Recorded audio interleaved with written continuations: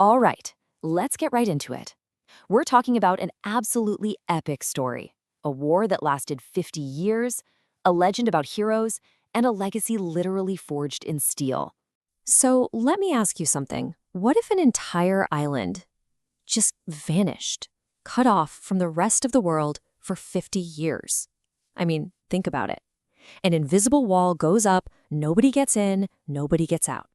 What do you think would be happening in there after half a century of complete silence? Well, that's the giant mystery we're going to unravel today. So, our story kicks off in the present day, where a piece of history that everyone forgot about is about to make a very, very loud comeback. And you have to understand, the scale of this thing is just mind-blowing. We're not talking about a little force field. This thing, they call it the zone, swallowed the entire island of Kyushu. For 50 years, it's just been this weird, swirling anomaly on the map, a place that basically became a ghost story, something people just learned to ignore. And this is where we meet our main guy, Kenji Kusanagi. Now, he is not your typical hero. No secret agent, no genius scientist. He's a cocky high school kid who's all about motorcycle racing and winning. He has zero clue that his entire life, and even the bike he's riding, is about to smash head-on into this 50-year-old secret. And boom, this is where everything goes sideways. The monsters that created the zone in the first place, they're back. And they are not happy. We're talking about the Haniwa Empire, these ancient clay phantoms. They're the whole reason the zone exists. And now that they've returned, well, let's just say that 50-year-old Cold War is about to get real hot real fast. Okay, so to really get what's going on now, we need to hit the rewind button.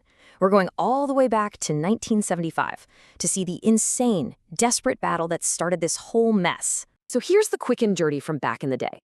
A scientist, Professor Shiba, stumbles upon this ancient relic, the bronze bell. Bad move. He accidentally wakes up its owner, the terrifying Queen Himeka and her monster army. To even stand a chance, Shiba has to make this gut-wrenching choice. He turns his own son, Hiroshi, into a cyborg. Why? So he could pilot a brand new super robot. The final showdown was so huge, so cataclysmic, that it unleashed the bell's power, creating the zone and locking the bad guys and all of Kyushu inside. And listen, this was not your average giant robot. Steel Jeeg was a total game changer. The pilot, Hiroshi, would literally transform into the robot's head. I'm not kidding, he was the head. Then the other parts would just fly in and magnetically snap onto him in midair. It was insane. This meant Jeeg could swap out its arms for giant drills or cannons right in the middle of a fight. So the original crew, the Legends of 75, were basically a trio. You had Hiroshi, the cyborg hero. You had Miwa, his awesome support pilot in the jet that launched all of Jeeg's parts. And then you had Professor Shiba, the brains behind the whole operation. These three were the team that saved the world. Or at least put the problem on ice. All right, fast forward 50 years. The Haniwa are back, the truce is over, and the world desperately needs a hero. It needs Steel Jeeg. And this is where it gets really cool. The new pilot, Kenji, he doesn't have to become a cyborg. Nope. Instead, his motorcycle, the Raikoba, is secretly the key. It was built around a second bronze bell, and it transforms into Jeeg's head. Then the new big shooter launches the body parts, they all snap together in the air, and just like that, a brand new Steel Jeeg is born. You see, this whole thing is really about legacy. It's a family affair. Our new pilot is Kenji. The new crew for the big shooter? That includes Tsubaki, who just so happens to be the granddaughter of Miwa, the original pilot. And the person calling the shots now, the big boss, it's Miwa herself, all grown up, back to finish the war she started half a century ago. How cool is that? So when the Haniwa Empire comes back, it's not just the villains that crawl out of the woodwork. The old heroes come back too. And now you've got these two completely different generations who have to figure out how to fight together. And the two pilots could not be more different. On one hand, you have Hiroshi, the original. He's this serious, dedicated hero who literally gave up his humanity for the cause. Then you have Kenji. He's a hot-headed, reckless kid who's kind of just in it for the adrenaline rush at first. But destiny doesn't care. It picked him, and now he's got to learn to shoulder the weight of this massive legend that Hiroshi built. And, of course, a new Jeeg means new toys. It's got all the classics you'd want, like the Knuckle Bomber, where it fires its fists like rockets, and the Spin Storm, which is this insane energy vortex. Plus, just like the original, it can swap parts for massive mock drills or even a giant Jeeg bazooka, for when you really need to make a statement.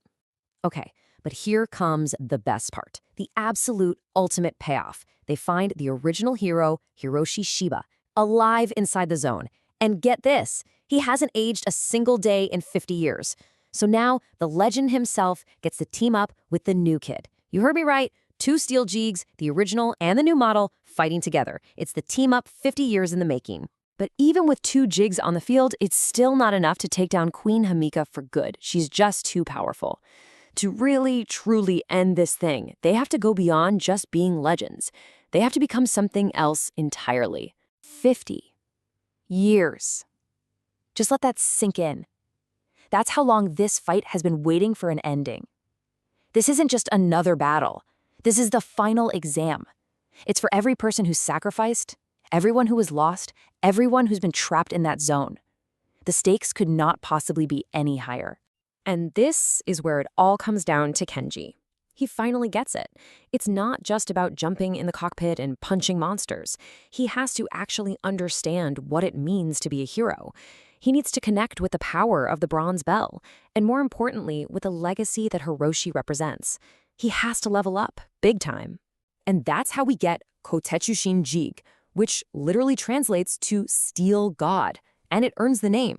It happens when Hiroshi makes the ultimate sacrifice, giving up his own bronze bell to merge its power with Kenji's. This final form, it's not just a robot anymore. It's the embodiment of both generations, of both heroes, fused into one single unstoppable power that's finally strong enough to end the war. And in the end, that's the secret sauce, right? That's what unlocks everything. Kenji realizes that true strength isn't about being the fastest racer or the strongest pilot. It comes from the people you're fighting for. It's about knowing you're not alone, that there are people thinking of you, counting on you.